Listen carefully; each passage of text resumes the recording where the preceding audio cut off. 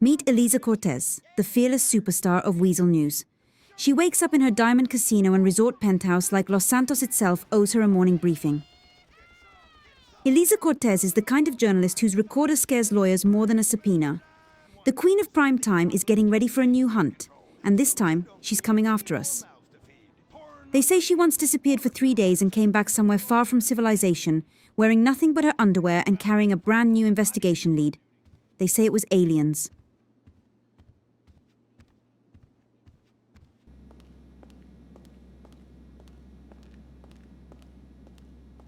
When Elisa heard about a red-headed influencer supposedly building a mafia among chickens, she knew it was either nonsense or a season premiere. Her new story sounded almost offensively beautiful. A new criminal alliance in Blaine County. Her famous pink microphone locked onto the kind of scoop that makes her trade luxury living for dusty backroads without a second thought. The problem is, that red-headed influencer is me. And now the most dangerous journalist in Los Santos, recorder already running, is driving straight toward our chicken coop. She's looking for a major conspiracy, criminal power players, and the kind of dirt that could blow up the evening broadcast on Weazel News.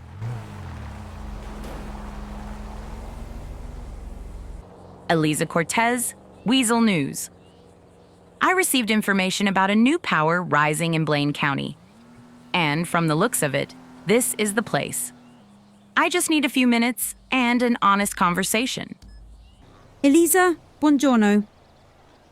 I knew media attention at this level would find us sooner or later, so welcome to the exclusive brand presentation of La Famiglia Colt. This is a unique opportunity for Weazel News to capture the birth of our empire in all its authentic beauty. What you'll see is not a criminal conspiracy, but female entrepreneurial energy with very strong brand potential. If you film my chickens without consent, they'll sue, and the local sheriff will explain the rules of our farm real quick. Country sarcasm is a great way to hide something, but my journalist instincts are not that easy to fool. I want to see your real assets, your restricted facilities, and the logistics routes people in Vinewood keep whispering about so nervously. I'll give you a comment, Elisa, but not here, because everything sounds less professional next to chickens. I'll show you the hangar, and maybe one place where the conversation gets a lot more interesting all by itself. I have no idea what kind of logistics fairy tale my middle sister is about to sell her, but after tours like this, people usually start taking sedatives. I hope Elisa insured her pink microphone. Welcome to the real office. Listen, Elisa, an interview in a hangar is boring.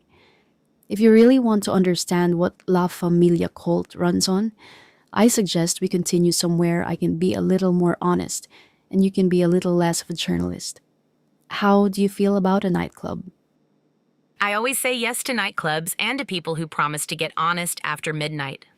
But fair warning, my recorder doesn't know how to take a night off. I have to admit, Dolly, this is not the worst interview invitation of my career. Usually, people either run from my recorder or call a lawyer right away. In Grapeseed, we don't call a lawyer that early. It ruins the mood for the evening. First the club, then the truth, and then maybe somebody regrets what they said. Downtown Vinewood, my favorite cozy little corner of citywide sin. But fair warning, Dolly, even the best cocktails in this place won't make me forget the rumors surrounding your motorcycle club. Rumors are just free marketing, but the way La Famiglia Colt knows how to relax and optimize routes, that's art. Drinks are on me, and you can go ahead and pull out that pink microphone. Have a good time. I love this place. Surprise me, Colt. The key here is proper drink logistics.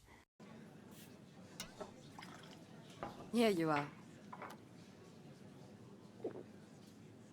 Dolly called it building trust. Elisa called it informal field reporting. I don't know who actually won this round of journalistic logistical warfare, but somewhere around the third cocktail, Elisa Cortez seemed to forget she was here for work, and Dolly forgot she had promised to show her anything at all.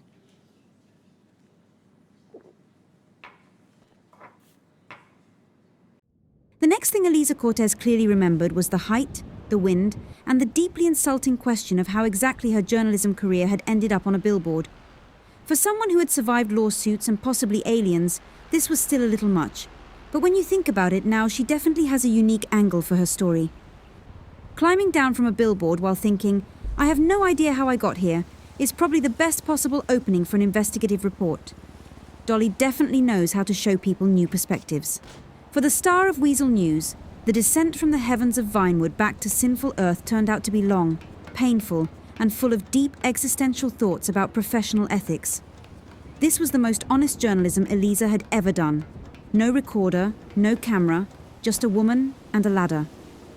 Meanwhile, our director of logistics herself was in that state where a person hasn't fallen yet, but is already having very serious negotiations with the sidewalk while desperately trying to optimize the route to the nearest taxi.